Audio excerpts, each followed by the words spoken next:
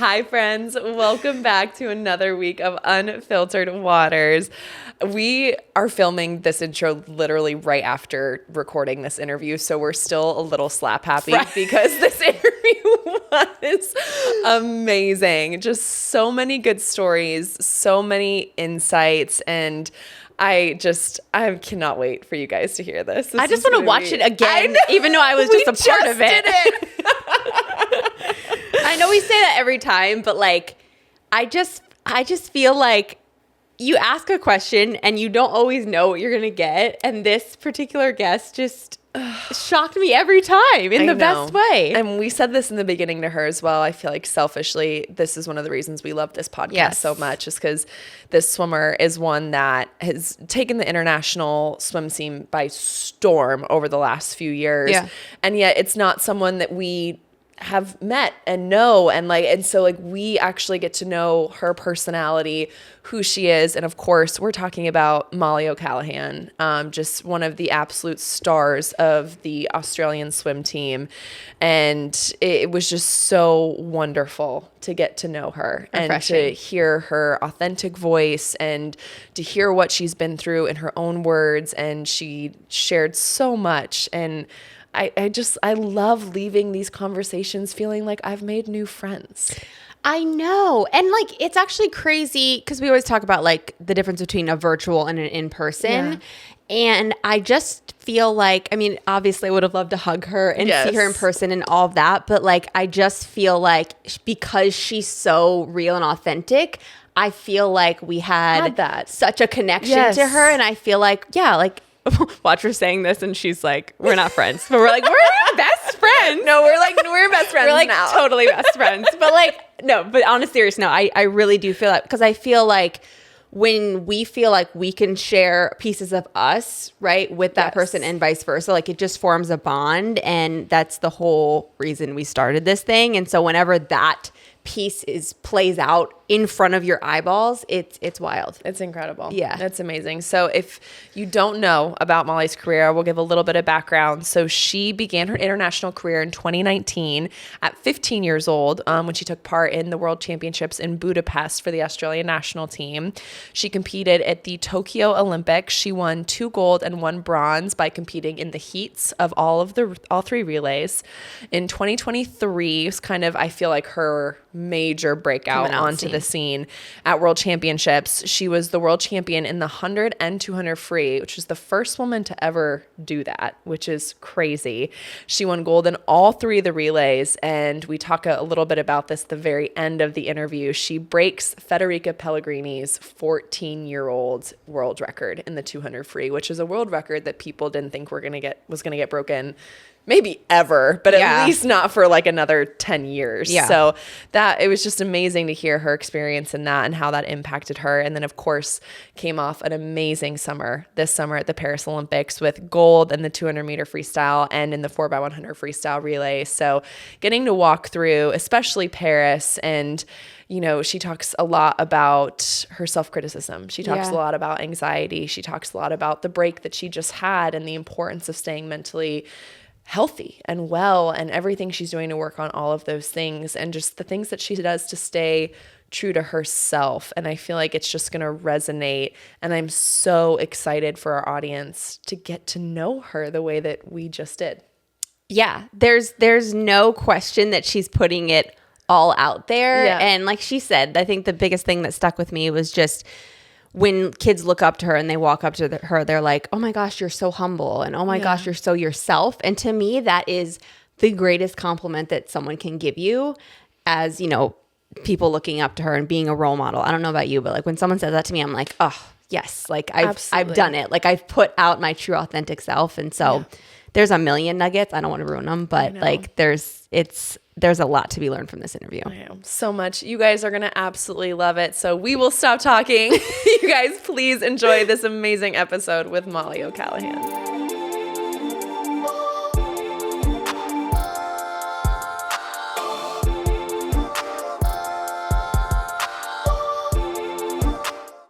True Niagen's mission is all about supporting healthy aging, enhancing cellular health, and improving overall vitality by increasing those NAD+ levels that naturally decline as we get older.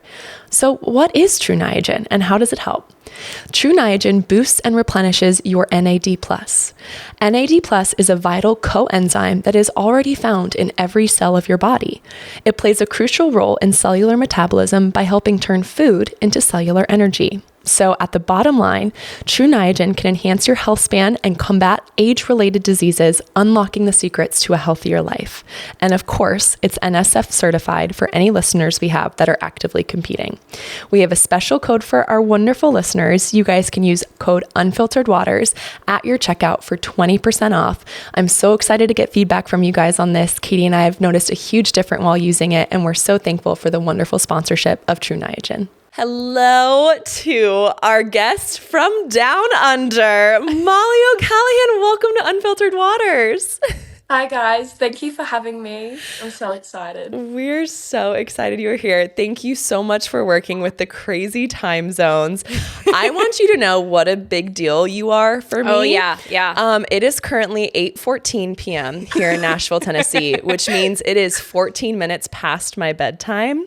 It's accurate. And I am in my third trimester of pregnancy with a toddler, which means sleep to me is more important than just about anything else besides food. And I would have done this interview at midnight if you said that this was the time that worked for you.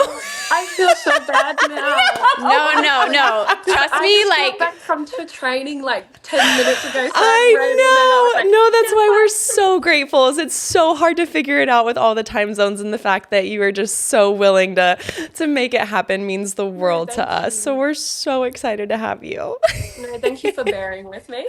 Always, absolutely. So really just want to start on a fun note. How is your new year going so far? How has your January been? New Year celebrations, just a little update on how your 2025 is going so far. I guess like over the break from Olympics, it's kind of been quite chill. I haven't really gone into training much. I've just kind of done the things that usually I don't get to do because I feel quite segregated, like, you know, from the part where you're in intense training and you're like, oh, I don't have time for myself or that self-care kind of stuff. So over the past few weeks, I've really spent a lot of time with Kaylee McEwen, actually, and we're quite close and best friends, I would say. And a lot of the time we're just going to the beach because it's summer in Australia. So we're going to the rub beach, it in. we're going to do some great things, and we get to have fun, you know, have late nights, kind of have that spontaneous side where we get to do and try new things. And we recently started main training again this week, actually. So Dean's back on pool deck, our coach. He had a long break, so it's kind of nice to have that separation from the pool and build that positive connection again. That's so fun. What's the coolest new thing that you guys have done? Oh, like we've tried surfing. I would say Kaylee's done it when she was younger. I haven't done it at all, so I'm just eating sand the whole time. I'm hopping up, like getting dunked under, like crashing into other people. I feel so bad for them, but it's honestly so much fun when you're like really bad at it. Like it makes it so much more fun. And I feel like the fun thing too about starting something like that is if you don't know how to do it, you do see the progress so much and so quickly. Whereas like obviously when you do something like swimming, you know, you're working for years of training to drop like tenths of a second. But surfing, it's like when you go from like not being able to stand up to standing up, like it's a huge deal. It honestly puts things into perspective. Like, as you say it, I've never really thought about it like that way. I'm like, oh, swimming, it's like, oh, it's taking such a long time. It's taking me years to change my stroke. And now it's like, oh, I stand up on a board and it's like just such a quick progress. So I'm like thrilled to do something like this. You're like an age grouper where they go to a meet and they drop like 10 seconds and they're 50 free. Like that's you now standing on a surfboard. Yeah. I know. I will say, or the pros are gonna be all scared of me. I'm gonna be like quick progress, and then I'll have like, you know, like the young kids when they don't PB, they have their little tantrum and they're like, I can take my 10 seconds off today. I'm gonna be one of those people on my surfboard. Oh, I didn't do a cool trick, so. I feel like there's like in the surfing community, from my vast experience, this is one time, but like surfers are I don't know if it's like this in Australia, where if you're out there, there's a certain etiquette, and like if you don't know the etiquette and you get in their way, like they get like mad. Has that happened to you yet? Oh, look, I've only been sorry. What? Mollie? Yes. Thank you. Is that it? Did you just DoorDash food? Oh, she's not in the room. She's probably putting it in the fridge. I'm back. Sorry. Was that your post-training food? I got Lululemon sent me some stuff, so Ooh. So we're actually shifting. This whole podcast is just going to be a try-on session. So if you can just go and try on every outfit and come back in. Oh my gosh. guys, this is my Lululemon gear. No, it's so good. Love free stuff. Love. Oh, they send it to you just like, here, try it on. Or do you have a partnership with them? Yeah, so I'm an ambassador now for Queensland. So they kind of do states. It's a bit weird because I thought it was a country, but they're doing states and they do different stores. So it's a nice new little partnership that I'm enjoying. Of Love course, that. that's so exciting. I feel like that's a great segue into all things like fashion, dressing up. So you probably saw we have what's called Golden Goggles in the States every year as our red carpet. You guys had one. I feel like I'm going to butcher what you call it, so tell me. But you had one in December, which is like an award show. Can you tell us about that? Because it looked incredible. So we've had a few award shows, I would say. Like, there's been so many. Like, we have the Swimming Australia Awards on the same day as our AOC dinner, so the Australian Olympic Committee dinner. So we had 2 outfit changes. So we go to the hotel, quickly get changed, run out and try and catch the bus to the next event. We've had like Queensland Award nights, and then we've had Australian AIS Awards nights. So it's all like just mixing around from your own sport to, the whole Olympic sports to every single sport. So it's a good mix around. Definitely love a good dress up. I've like figured out, I have a dress hire place, so I just lend the dresses to and from, and they've been amazing in helping me out because I'm not going to lie, it's costing a lot. Oh, Yeah. I look online and I'm like, oh, this is so nice. And then I look at the price tag and I'm like, no, I can't buy that. Yeah. But I think it's such a great thing to do, like these events, especially after such a big meet. You get to do something else other than wearing a pair of togs and, gross hair and your skin's all gross. But it's nice to dress up and then have fun with your whole swimming community and all your friends, and especially the staff members too. We all have a great ball, and it's one of those events where it's not serious. It's you sit down, have as many drinks as you want, or have fun, mingle around. So I really enjoy doing those things. That sounds so special. Yeah, why don't we I was do gonna that? say, yeah, like I want outfit changes. I know. And I love, especially that you have opportunities, it sounds like, where it's not just the swim team. Like, I love that you're getting to know your other Australian Olympians, because I feel like that was something I missed. Like, I really would have loved to get to know some of the other Olympic athletes better. But obviously, when you're in the village and everyone's competing, like, that's kind of the last thing on everyone's mind.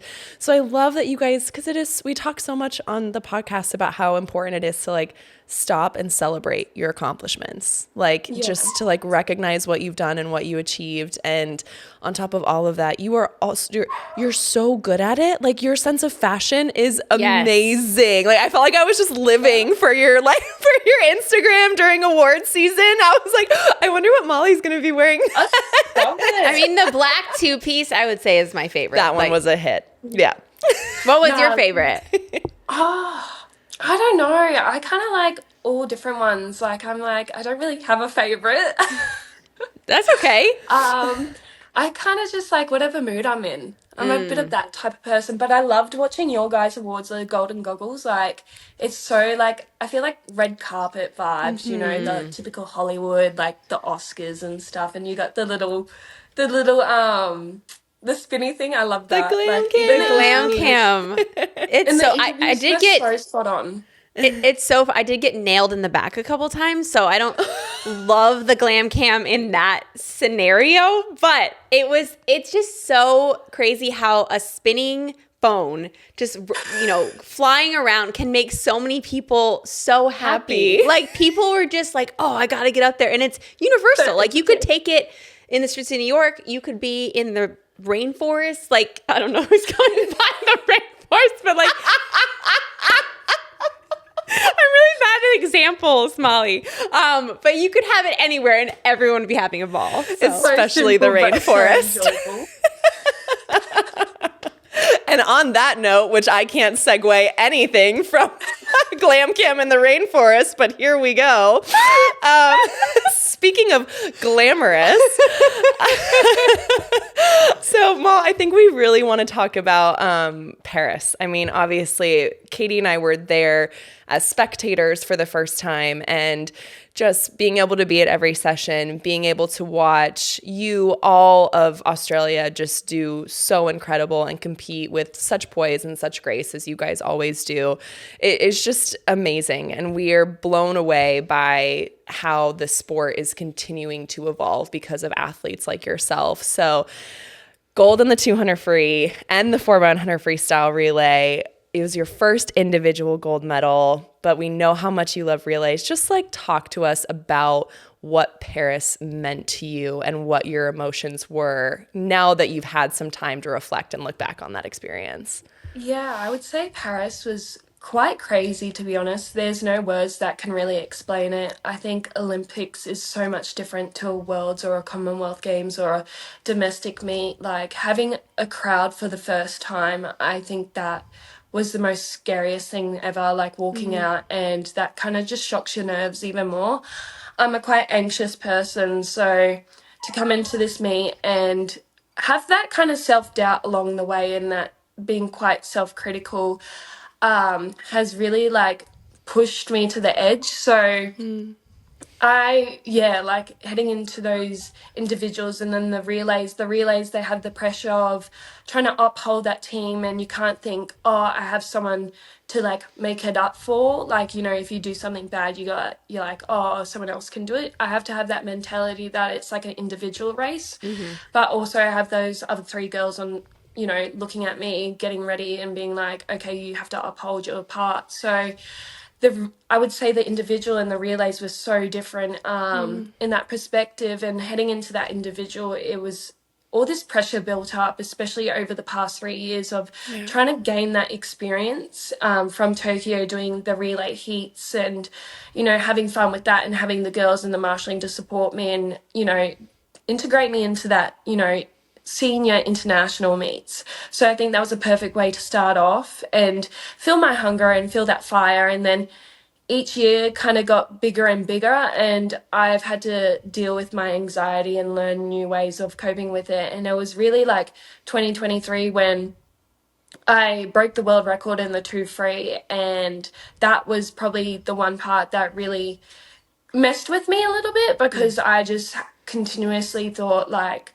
in training nothing was good enough, and it's really hard to have that mentality. Yes, it's helpful in one hand, but in the other hand it can really hurt you. So I just had to try and flip the perspective and be a little bit more appreciative of each little small portion from the growth to making the team, and to just enjoying that pressure and having a crowd and people there to support me. And I think this Olympics was like no other. Like, I've only been to Tokyo, and that was something different, but for myself and the team, we like upheld our training, and us as people, we tried to stay as positive as possible. Like, I think that's the key part of is just maintaining that, especially for yourself but your teammates, because we all feed off each other's energy at the end of the day, and that really affects how we race. And I'm one of those people, like, I like to be a little bit more social and stay connected within the team, and I think that's something we've improved on over the years, and it's definitely helped us.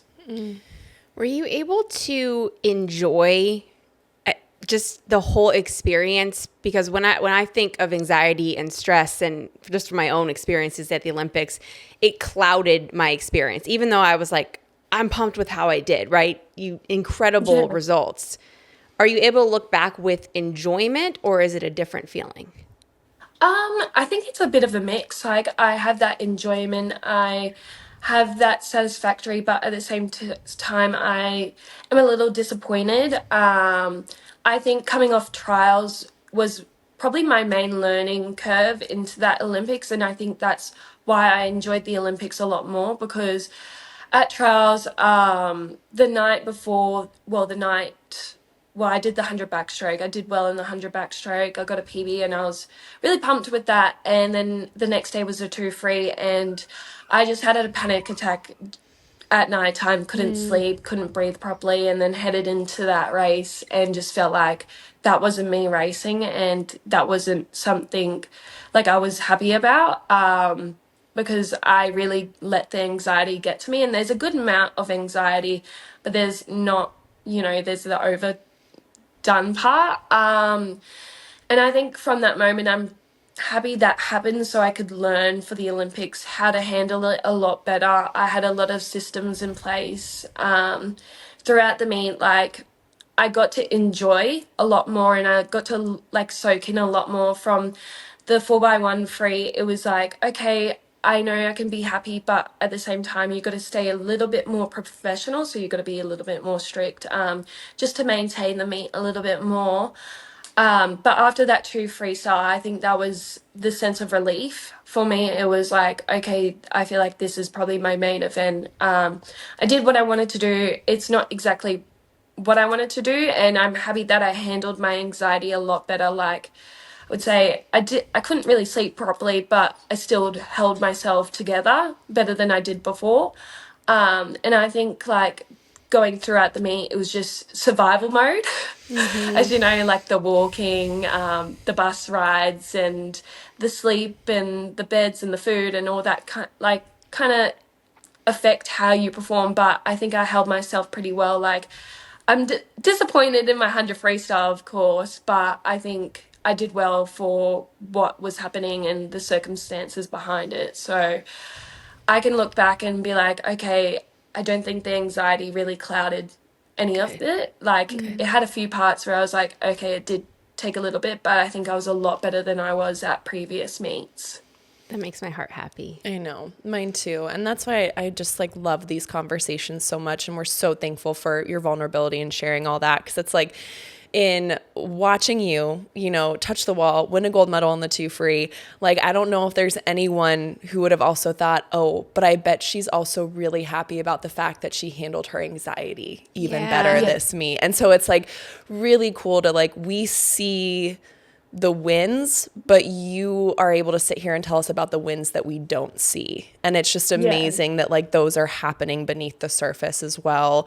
As someone like same thing, I've dealt with anxiety. And when you kind of go into a competition where there's going to be anxiety, like how are you able to mentally prepare for that? I know you said you put some things in place, but are there also moments where they're going to bring you joy that you actively kind of try to like seek and be super present in those moments because they know that that's going to help sort of let you be in the moment and truly appreciate it? Yeah, so I've started seeing a psychologist, and we've worked out ways to, navigate it and be like more like in the moment.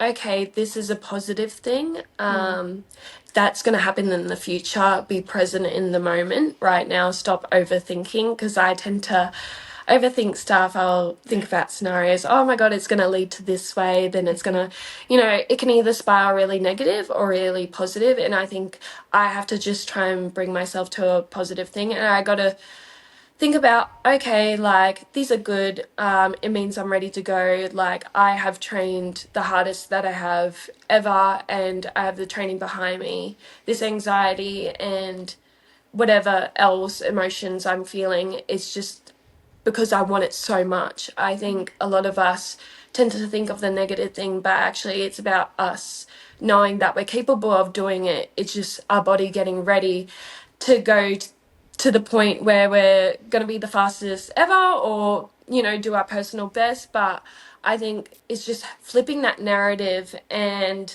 working on ways that work for you. I know a lot of the psychologist stuff hasn't worked for me, and it's just finding those little things I try and see my psychologist regularly, but I also like leaning on my coach, Dean. I think he's pretty good at hearing about the things outside of swimming, the things within swimming, and how I can interpret that and add it to, training, or, to figure out ways how I'm going to get the best out of myself in the training in those conditions.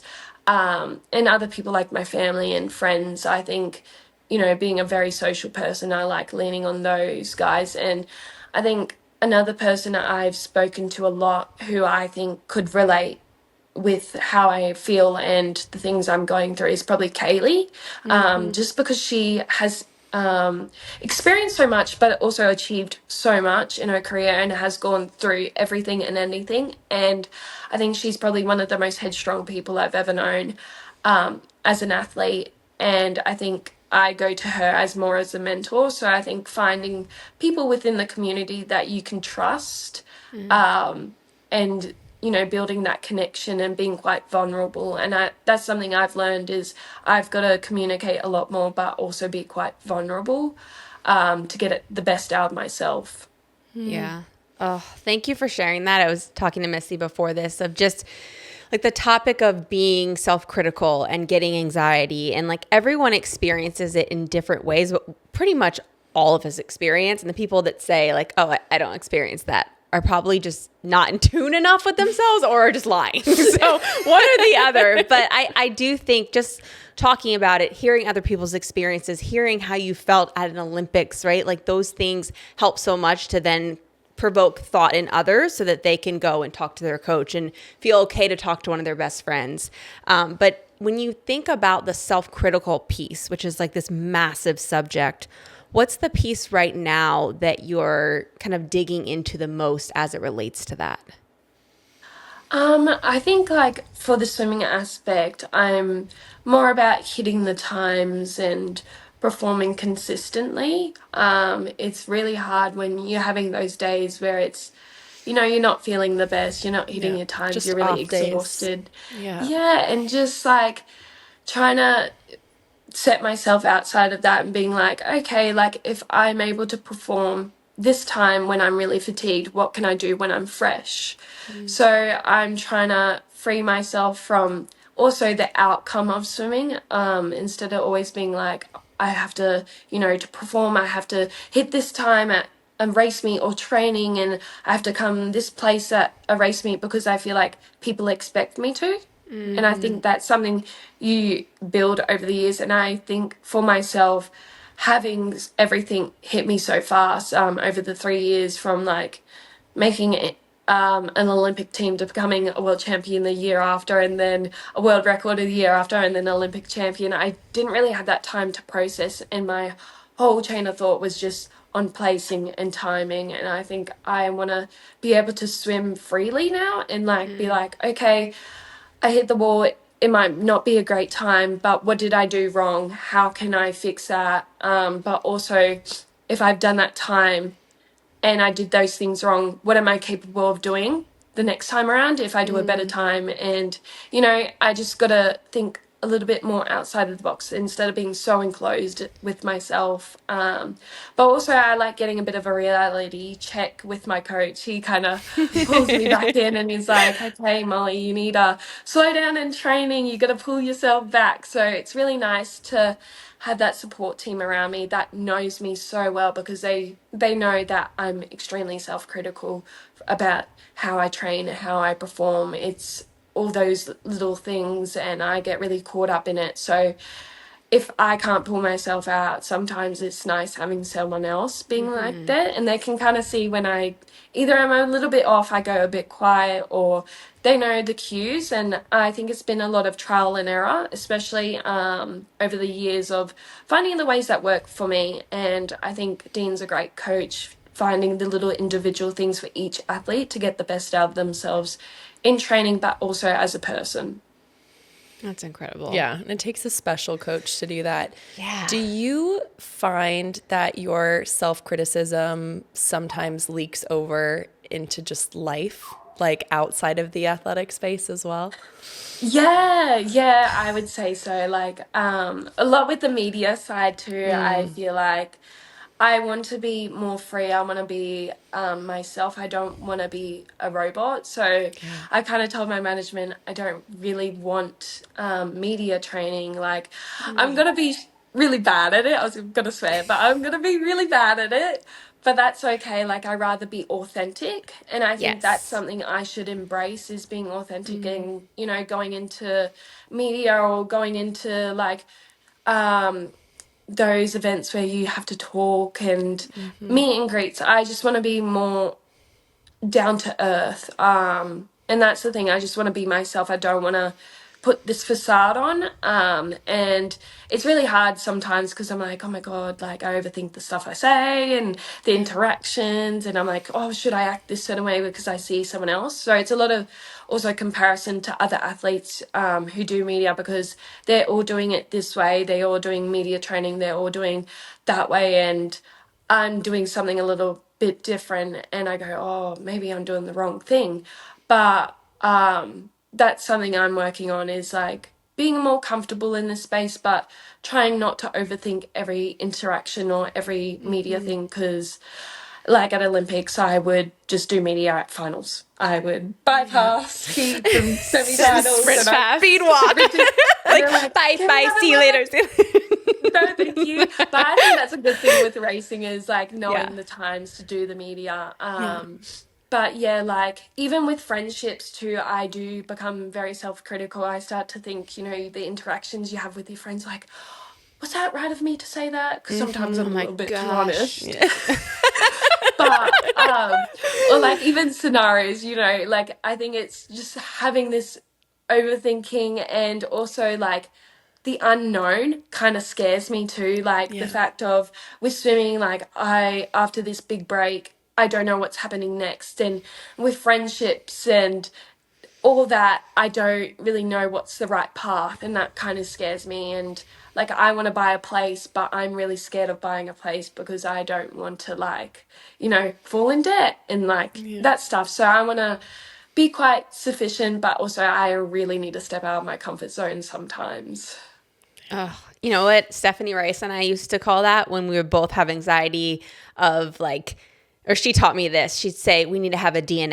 And I'd be like, what's that? She's like, oh, because I think it's an Australian thing. She'd be like, we'd have a D&M, babe. And I'm like, what's a D&M? She's like, a deep and meaningful. She's like, when we both feel insecure about hanging out and like all the things we said and like, did we insult the other person? And are we saying this right? And you'd have a D&M and it solves all the world's problems. I I love can't that. believe you guys DNMs. did not know that. No. And I started using it after that. I'd be like, oh, okay, like to like my boyfriend or now my husband. I'd be like, we need to have a D&M. And he'd be like, oh, what? I'm like, a deep and meaningful. Like, No, it's so good. Honestly, it's life changing. Like, especially when you've got the really close people because you can talk about other people. I think sometimes just like expressing like, sometimes someone annoys you in training or something. And I think it's good sometimes to just kind of let it out. yeah. A lot of us keep it in, and that's something my psychologist is like, you tend to box things and then just leave it for later, and then you have a big blow up. Like, Yeah, that I is tend to me. put things to the side. And then later I had this huge mental breakdown. But it's good because I like go to Kaylee or I go to my training friends and we'll have the deep and meaningful. And Yeah. I think it's really helpful. Honestly, it's the best thing ever.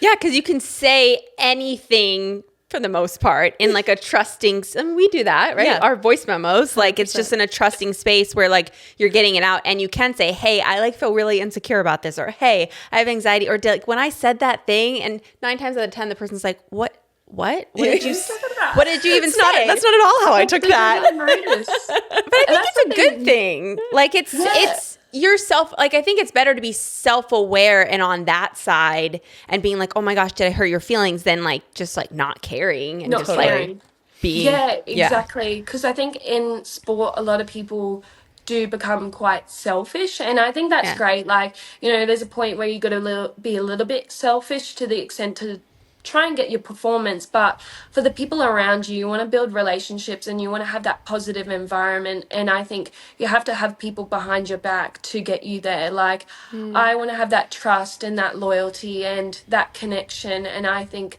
that helps me, but that also helps my other training partners and members and my coaches. And I think that's what gets the best out of me in training is I know I can trust on them, but I can also push them in training and vice versa. Yeah. Well, you brought up kind of the social media side a little bit ago, and I heard something that you had, I think your sister and your management just run your social before pairs, which I think is brilliant. So smart. But like, how is your relationship with social media, not only on obviously the swim side, but just on your personal side and, you know, as you've grown, sharing your life with hundreds of thousands of people? Yeah, so yeah, I definitely did have my sister and my manager. Kind of look back and some things I'm like, I would not say that. I'm like, you're posting too much on my story to my sister. I'm like, because I found out afterwards, I'm like, you're spamming it. But no, it was really good because it was quite freeing. I thought like, oh, maybe it would take my mind off it. But I think seeing those things is you fall down and you spiral. And also seeing other people's negative comments can really feed into my emotions and how I perceive things and really cloud my judgment. So not having that there kind of allowed me to just follow my own path without someone else, you know, there beside me or just reading something constantly in my face. But on this next path of like, you know, just regular social media, I try and just post whatever I want. I'm like, you know what, who cares? Like, if people want to follow me, they can follow me. If they don't like my content, then that's fine. Don't follow me. Couldn't really care about the amount of followers or who follows me. I think I want to post things that people can relate to or laugh to or enjoy or like they can actually learn from, like my journey as a swimmer, and to know also younger athletes can look and be like, oh, she's human too. Like a lot of them are like, oh my God, I never expected you to be like so open and chatty and stuff like that. So I think it's great to see, like for the younger kids to see that, you know, you can have fun while you're doing this as a profession. You don't have to always be strict and so professional. Like you can be a bit goofy, a bit weird, also do other stuff outside of swimming. So I think having my social media as like not really a professional thing. Obviously, I have to do my sponsorship and ambassadorship stuff to help myself continue swimming, but also have that part where it's like, this is who I am, and people get to know me a lot better. And I'm getting like which I love this so much, that like you just have this foundation in authenticity, which just comes across so evidently. And like even you saying like that you're going to be bad at interviews because you didn't do media training. Like you're amazing. Like, should you be good at that? I know, like because you're just you. Yeah. And it's so wonderful to see that come across. And the same with your social. Like I think it's hard for people to understand that haven't been at that level and in those same shoes of like, you know, this is your job, this is your career. And we live in an age where like before companies will sign a contract with you, they look into how many followers you have and they look into your insights on your posts. Yeah. And so it's this really hard balance between like, if you don't love social media and you're like, you still have to be really good at it. You still have to invest time in it, but you also want it to be real. So I just love that you're just really trying hard to strike that balance of like, yes, it is my job, but I also just like want to be me and I want to post and have it be real and authentic and have like having the ability to outsource that to your sister and your manager before the games, I think is brilliant. Cause right, like you can't go dark on social. Like people are like, did she die? Is she okay? Yeah. So I love that. And so just like how with that authenticity, like as we're looking back again on just not even this past year, but the last 3 years you've had, like, are you proud of yourself for how authentic you've been able to stay to who you are? I would say so. Like, I forget about it. Like, I just go on with life. I don't really think about, like, my achievements and swimming. I just kind of want to try and stay true to myself, who I was prior to what I've done.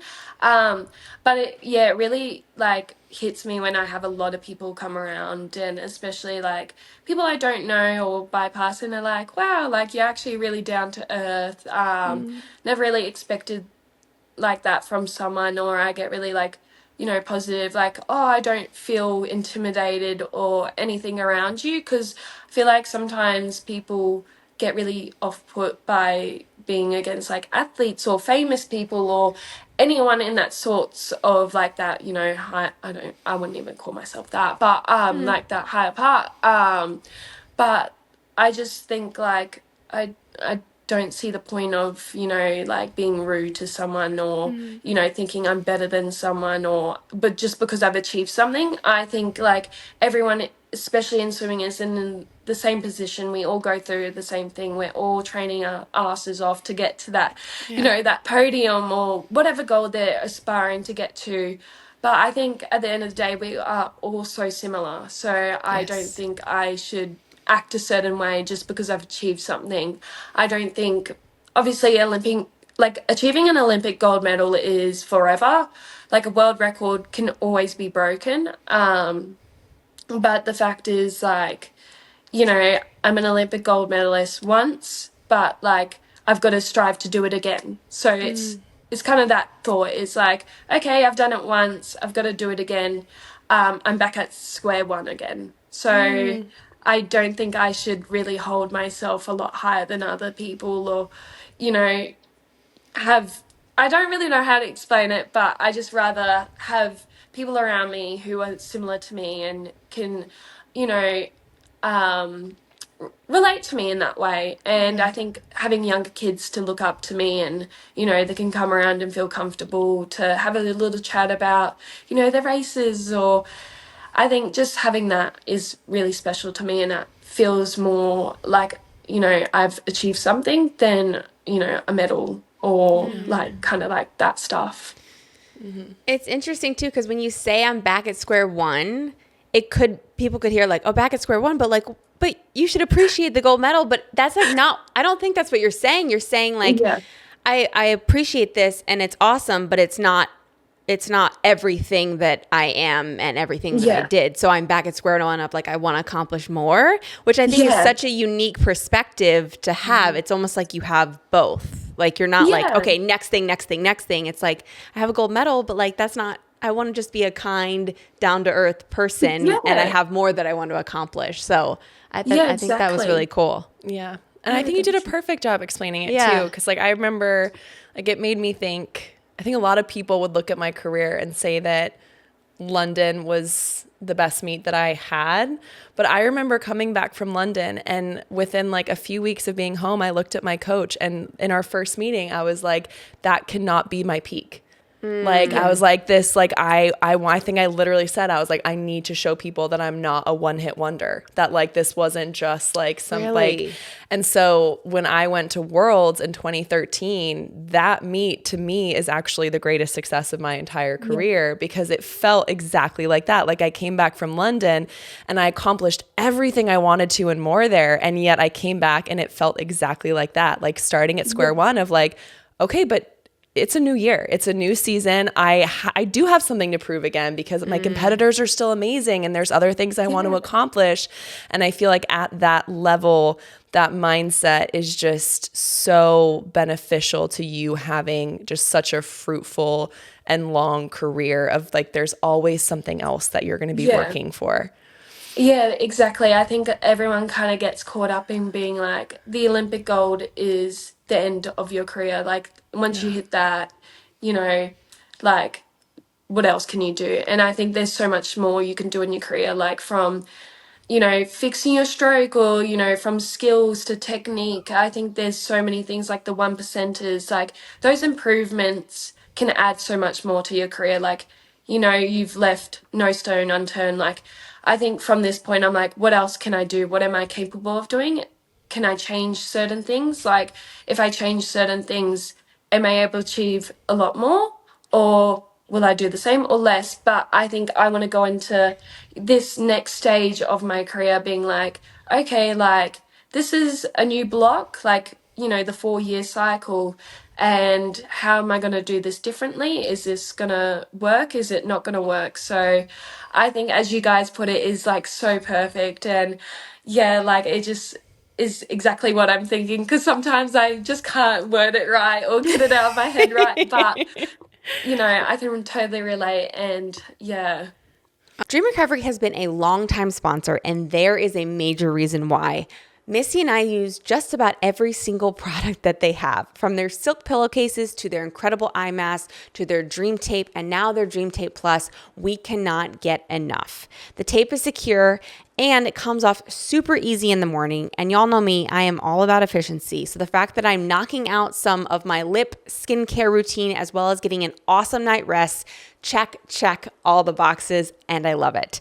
The benefits of mouth taping are really extensive, and since using it in the last year, I have fallen asleep faster, increased my REM sleep, aka the ability to recover well, and found myself waking up just so much more well rested. If you're nervous, I get it. They have their Dream Strips, which is just a smaller one, but just as effective to allow you to experience the incredible benefits. So in this busy world, why would you not take such an easy step to optimize your life? So we've got a special code for you. It's code Unfiltered to give you 30% off your first order or 50% off your first subscription of Dream Tape or Dream Tape Plus. Sleep well. And it sounds like you took enough of a break to just not feel it. A lot of people feel drained and exhausted no matter how they do after the Olympics. Like, sounds like you at least took some time to just sit, relax, enjoy, sir. Like, good for you for doing that. Mm-hmm. Yeah, I think a lot of us feel the need to rush back into things because we're like thinking, oh my God, the international people are going to be miles in front. But sometimes mentally refreshing is the better way to go. I think if you're mentally strong, you can have that longevity in the sport. I think we can all physically keep going, but mentally we can't. There's that burnout period. And I think after Olympics, a lot of us Aussies have spoken about this. We get in this little hole, we get a little bit depressed, bit sad, and it's like, you know, you get your post big meets depression. Yeah. That's what we kind of call it. So we go through that hole and we kind of come out a little bit more. I would say I don't know if I did my break right, but at the same time I'm still learning. I kind of, you know, came back, I was sick, I had that hole for a period, and then I rushed into doing all my commitments, my external commitments, like ambassadorships, and I felt like I didn't give a lot of time to myself. And then it got to the point, like, it was like 3 months and it was like, okay, you got to start swimming again. But I didn't fully go back into training until this week. So I've just been doing morning sessions and very like trying to get the Ks up, no main sessions, no nothing. And it was just more of the fact I was like, after that period of doing a lot of stuff, I told my manager, I was like, I can't do this anymore. This is really mentally draining. It's so hard to especially talk about things when you haven't had time to process it. I felt like I rushed into it a lot of the time, and I just wanted some space to go do the things I wanted to do. So after that and heading back into training, I was like, okay, this time I'm going to do the things that I want to do. I'm going to have the days where I can just lay and rot in my bed or, you know, go out to the beach or hang out with my friends. So I think I learnt from like rushing into it that I actually need time to do the things I want to do. Because some people thrive off doing the media side or doing the social side, but sometimes I kind of just like hiding away and then also doing the social stuff and just having that time to be a little bit spontaneous and do whatever I want. So I'm happy that I've taken this long off. Obviously, this morning I was a little bit... Say, you dead rough right now? This morning was a little bit rough, I'm not going to lie. I had a little cry to my gym coach. I was like, I'm so far behind everyone else. And because they all hopped in quite early. Some people, and that's like, for them, that might be the right thing. I don't know. Everyone's totally different. Yeah. But I was like, I'm so far behind everyone else. Like some days I'm all right, and then some days I'm not. And we've had the two international boys join us, and I would say they're absolutely killing us at the moment. So I'm just like, oh, I'm like, I'm so much further behind. But I think, like, I know that I have the experience behind me and I have the support team behind me to kind of be like, no, the break was the best thing for you. And I agree, the break was the best thing for me. Like, physically, I'm a little bit off, but mentally, I'm definitely refreshed. Which is so important. And I love that you share that too, because I feel like people, like, they think it's easy to figure out the best way to rest. Like your formula, your personal formula. And yeah. it's not. Like, it takes a lot of trial and error to figure out, like, oh, that was too much, right? Like that, I maybe shouldn't have been doing that, or I think I need more of this. Like I didn't have enough in there.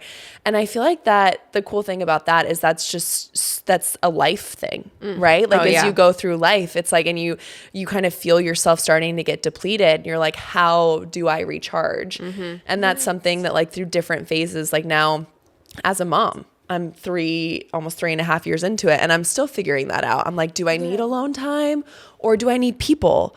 Do I need a shower, or do I need to eat? Like, what are like? And it's like it takes time to figure that stuff out. So I love that, just sharing that and being like, yeah, I think I'm doing the best thing I can for myself, and I'm learning as I go, and having that trust, because I feel like especially the swimmers will so relate to like there is no worse feeling than getting back in after a long break and just feeling so behind. But for you to sit here and be like, but I have enough self-trust in who I am and my experience and my work ethic that I'm going to get back. I know I am. And I've done everything I need to put myself in the best position possible to not only get back, but to enjoy the process of getting back as well. Yeah, I think it's such a hard thing for a lot of us younger athletes too to learn what the right thing is, because we all get, concentrated on what someone else is doing, and we're like, oh, I feel like I have to conform and like go that way and, head straight back into it. But I think at the end of the day, we have to follow our own body and our own mind. And there are times where I'm like, oh, am I doing the wrong thing? And I don't trust in my process. But something I've learned over the 3 years is I've got to trust in myself a lot more and how I train and what my capabilities are. And that's how, like, my race plan has changed, how I rest and recover, and like how I train, and all those little things have changed so much. I like kind of reflect from me 3 years ago having a break to me currently right now, and I just think it's like drastically different. But at the same time, I feel quite the same. I feel like swimmers or athletes in general are learning that sooner and sooner. Like I feel like I was just having the awareness of that as I was on my way out, it's like, wait, no, like I'm just figuring it out. So it's awesome to hear these athletes. And I feel like we've heard so many people kind of around your age that haven't perfected it perfectly. They're like, yeah, like I don't know fully, but I'm talking about it. They're really trying to figure it out. But they're trying to figure it out, which I think will help athletes stay in the sport longer and longer. So it's just a sign of good times ahead that you're even thinking about this. Like we weren't even like that concept of like, hey, should I be taking longer, or am I like that wasn't even a question in my head. So like you are, miles and miles ahead of where we are, which is awesome. It's really refreshing to see. Yeah. No, thank you. Like I think also learning from the older generation too. I think that's a big thing for us younger guys. Like we get caught up within ourselves, and like I said before, like don't follow what others are doing, but also like just observe what the others are doing. You don't have to follow, but you can observe and you can see what the things work. And that was a big thing for me. I was on the training camps and I would watch what Emma would do or Kate would do, and I'd be like, okay, that might work for me, maybe it won't, I don't know. And I think that's a big thing, is learning from the older generation. Like the older generation have set such like high standards, but also have set a pathway for us, and I think why not take a hold of that instead of not using it, but like just learning and growing as much, but also observing as much as I can. It's just Smart. amazing. Yeah. Really That's one of the best ways to learn. And I'm just like, Is it time? I know it's time. I know. This has been such an amazing conversation so far. And I feel like people are going to take so much away from it. And now we go into our section called Power Play, which is kind of like our fun, more rapid fire question style. So I will start us off. If you had to live in the US, which city would you live in? Wait, you guys have like 50 states, right? Yes. Okay, maybe California. Yeah. That's perfect. Oh, yeah. It is rough out I there would say right not now. at the moment. I know. Have you seen what's happening? No. There's like 7 wildfires like ripping through everything just Yeah. because of the Santa Ana winds. It's wild. Oh my I know. God. I So hope it's- everyone's okay. Is like gone down or is it still going? It's still so bad. I think as of now, thankfully, no one has died. 5. But 5 already? Oh my gosh, last time I checked. Yeah. But so many houses. And yeah, last time I checked and no my one. So that's just like devastating. Yeah, like It's we have very friends that have devastating. lost their home. Actually, Gary Hall Jr. Lost his 10 Olympic medals. Not to put Oh a my complete God. yeah, because it happened so quickly. Like the winds are like 50 miles per hour, and so there wasn't even time. And so Gary detailed out that like he literally like looked around and saw this like plume of smoke, and he like Oh my grabbed his God. insulin pen. He just ran out. The valuables. His dog. Yeah. Yeah, That's so the it's thing. crazy. It's like, thank God, like everyone gets themselves out of there as quick as Yes. possible. Like if it's happening that quick, like, oh Yeah. my God. I know. So- Yeah, so so that was devastating. Sorry to dampen the California dream. in the California dream, but California. I was born in California, so it is. Oh, really? It is a pretty awesome. Both northern and Beautiful. southern. Is pretty and it's an beautiful. amazing community that's, I think, really going to help each other get through all this. 100%. Yeah. Yeah. Okay, so I love scenarios. I don't know if you have seen this, but okay, so this is your scenario. You are on a plane and you just landed, okay? And that little like ding goes off that allows you to know like you can unbuckle your seatbelt and you can stand up. So that ding goes off. There are 2 types of people. What do you do? I sit down and I wait. Yes. I can't do the people. I'm so sorry. Rip their seatbelt off and they run. And I'm like, the door's not even open. You're standing there. I'm like, just sit down. I'm like, And Where are you they're cutting in line, by the way. I know. And they're very pushy. I'm not going to lie. I don't know if this is just Australians, but I feel like Oh they're a no, little it's bit an American thing aggressive. too. Oh, yeah. Like they Okay. grab their stuff and I'm like, just calm down. Just relax. You know, the door's not open yet. We'll all get there soon. And like I the knew it. bags take forever to come out. So I'm like, might as well Yeah, like- sit down for longer. Okay, I knew it. I Yeah. knew I liked you. That We was love that you. was a little bit of a test, but you passed it. All right, next one. What would be the one thing you would tell people to do if they're coming to Australia on vacation? Ooh, okay. I would say maybe go snorkeling like at the Great Barrier Reef or like it's just more the coastal stuff. Like if you go more inner Australia, there's Uluru and like that's amazing to see. But I also think everyone loves the coastal thing. So you're going to the beaches and I don't think like compared to America we don't have a lot, but we have a lot of like, you know, the tracks and walks you can do, like snorkeling, a lot of those stuff. But I would definitely say going to the beach and snorkeling, can't beat it. What would you say to someone who is like deathly afraid of sharks? And I think I hear barrier reef and I think great white shark. Is that a rational fear or irrational? I think, well, I haven't snorkeled there, but that's something I want to do. Okay. Swimming has kind of taken it up where I'm like, I really want to go do that. But my mum was saying recently there's like little shark bands, like magnetic things, like a little field. Australia does have a lot of sharks. That's one thing. We've got a lot of deadly animals. So one thing you got to prepare for. But there's like a little band thing that you can get, and it's like a little magnetic field. I don't know if it's. I was like, do we placebo or trust that something. little magnetic field against like a... That's what I was saying. If you're I was wondering like, when it's just a Katie's referring to placebo. those people who are terrified of sharks. No, I actually, during the Sydney Games in 2000, the triathletes had these suits that were supposed to be shark repellent. So maybe I would trust that probably more than the band. We'll get you both. Yeah. We'll get you both. Both. I like that. And then I think if there's a group of people and maybe like a light colored suit, that was the one thing. I went into the store the other day and we're looking at surfboards and I was going to the surf shop, dude, and I was like, I'm not getting the dark colored one because it's going to think I'm a seal and I'm going to get eaten by a shark. And also like be like the inner middle friend and not the outer friend. Yeah, you're going to be in the middle. You just hold on. All right, so the three of us will go. We'll put you in the middle in a shark repellent suit with the shark repellent bracelet. But then I just feel like kind of a jerk if like you guys get eaten. No, you're just going to be stylish. You're just setting a new trend. Perfect. Love that. Who asked that question? I did.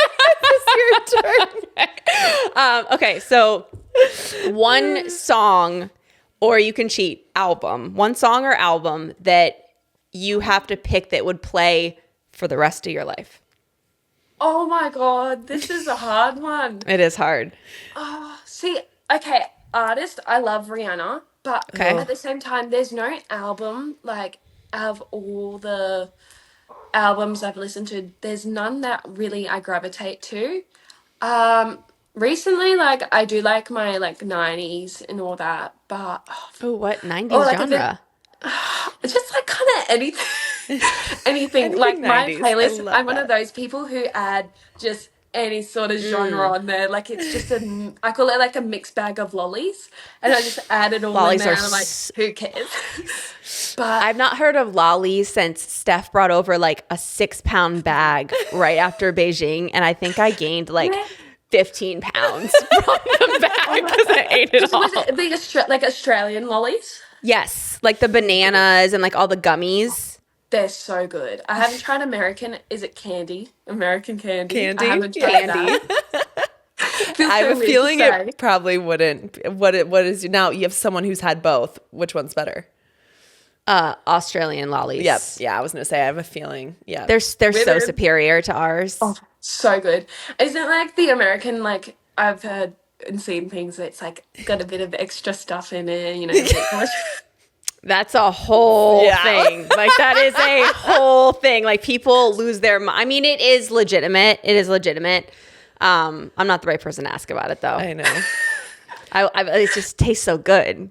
Oh my God, we totally should have done at some point. Like, we should have just like sent her a box of American candy, and we should have gotten lollies, and we could have had one of those. Like, and taste it. Yes, we should do that. Vegemite too. You can have a spoonful of Vegemite. Yeah. We already know how we feel about Vegemite. We don't. But like, okay, Kaylee gave us also like this is the most tangible power play of all time.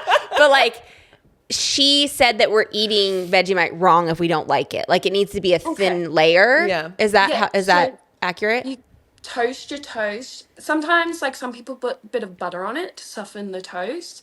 And then you just grab a small bit of Vegemite, like, and just thinly, like, spread it across the bread. Like, some people love just chucking it on and, like, it depends on the person. If you really like Vegemite, then you can go ham.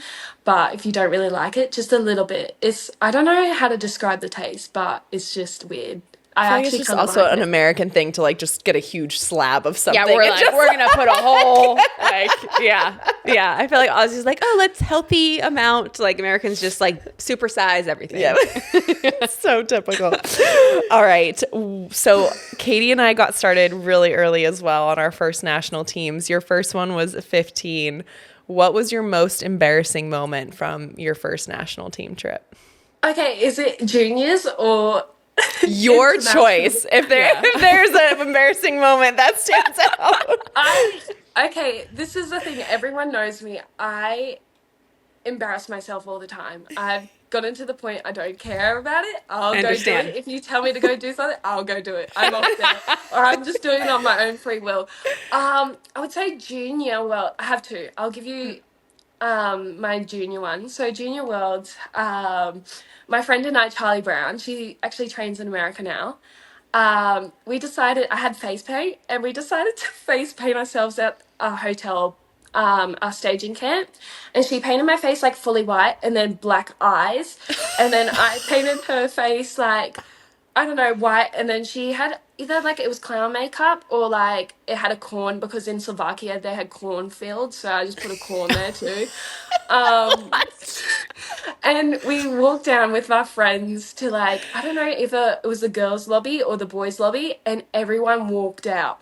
Everyone walked out, and I'm just standing there with black eyes and white face. I sprinted for my life. I had to hide in the corner, and everyone followed, and I was like, People actually, I know the they name of followed it. you? Yeah, and like the head coach was there, and like the like team manager, and everyone was there. And actually, the name of the face paint, she called it Momo. Have you seen Momo? The picture of Momo. I think she recreated the picture of Momo. You have to search it. It's really Momo, like Momo. yeah, I Okay, think so. okay. Do you want to go into our final three? Let's go into our final Okay, three. perfect. Wait, so we do final three questions. This is the same questions for all of our guests.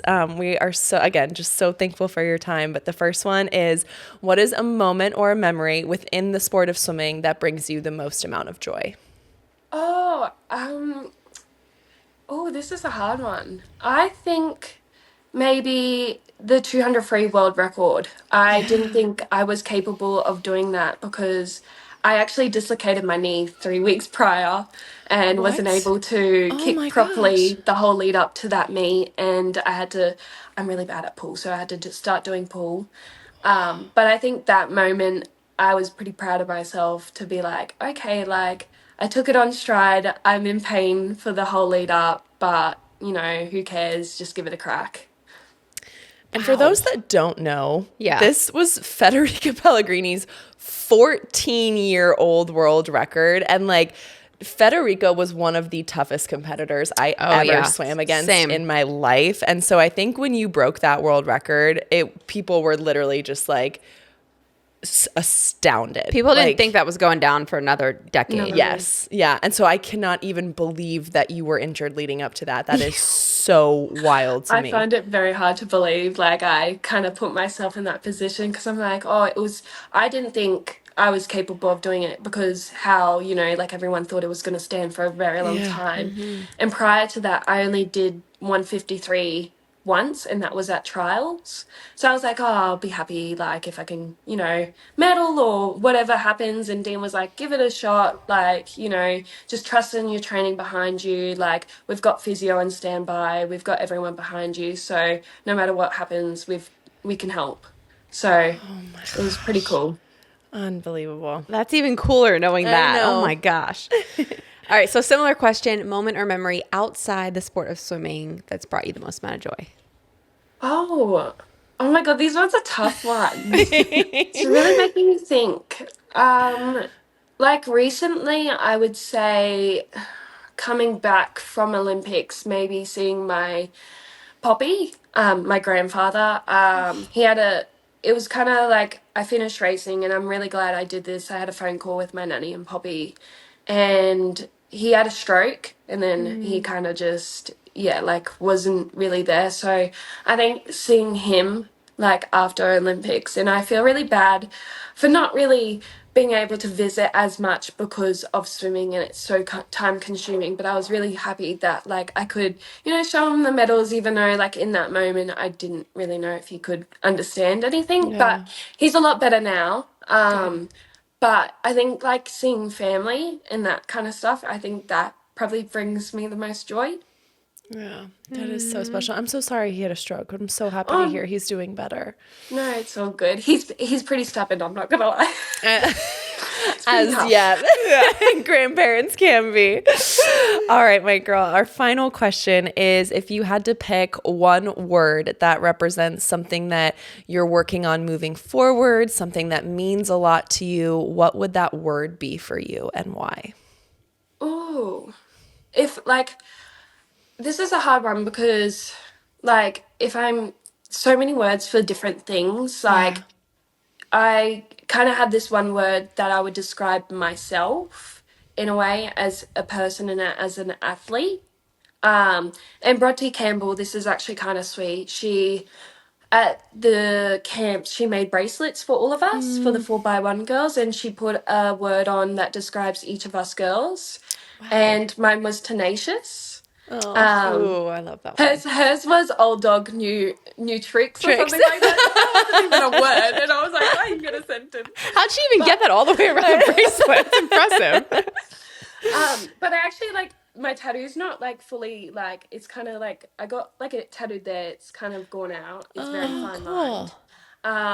But I would say that's probably one of the words that describe me. Like my coach likes to say dogged, but I think tenacious is a nicer version of it. Like my nickname's Mole Doggy or Mole Dog, so I think tenacious sounds a little bit better. But I guess like a word for like myself or like I don't really know. It's really hard because I love like quotes and stuff. Like one of the quotes I really love is get comfortable with being uncomfortable. That's something I really, really love. But thinking about a word that like stepping forward, oh, I don't really know. Yeah. It's a really tough one. I have to use all my brain power at the moment. I know it's almost not fair. We're at the end of the interview and we asked you, but you can think about it. I mean, I love tenacious. Like just talking to you for an hour, like tenacious is like radiating through. Yeah. Oh, thank you.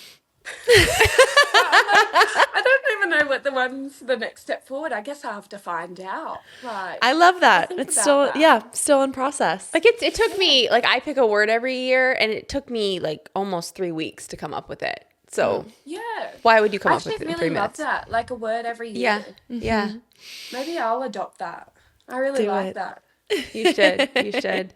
Oh my gosh. Well, Mollie, thank you so much. I mean, we don't have a Hall of Fame, but I'm going to make a Hall of Fame, and you are the best in everything. So we appreciate the time and the insight and just the vulnerability. Like it's really, really refreshing and cool to hear. And I know Missy and I, it helped us. So thank you. No, thank you guys. And I think you guys are such an inspiration to the sport, and getting to chat to you guys, like, obviously is a big part of me that I'm like, oh, like a, little fangirl inside when I was younger, like watching. But no, it's such an honor to chat to you guys. And I think, what you do for this podcast and for all the fellow swimmers and even people who don't swim and watch, I think it's such an incredible thing where you can have a space where everyone can be quite vulnerable and be themselves. And I think everyone gets to learn a new thing and hear each and everybody's story. So I think what you guys are doing is such an incredible thing, and I'm so thankful. That means so much to us, Mollie. You have no idea, especially hearing it from you guys. Like, that just means everything to us. So thank you so much for saying that. And we wouldn't have this if we didn't have the guests that we do that come on and share their stories in the way that you've shared yours. So thank you for everything. We are so grateful to you. Go and enjoy the rest of your day in Australia in the beautiful summer while we await 8 inches of snow here in Nashville tomorrow. I've never seen snow. Wait, in your life? No, Australia doesn't snow, so I'm kind of jealous. Oh, we'll get you to snow. We'll get you to snow. Like beach, I can go to the beach all the time, but snow I can't. So you guys got the upper hand, I would say. That's going to be my mindset tomorrow when I cannot get down my steps. Like, I have the upper hand. All right. We adore you, my girl. Thank you so much for everything. Thank you guys. Thank you.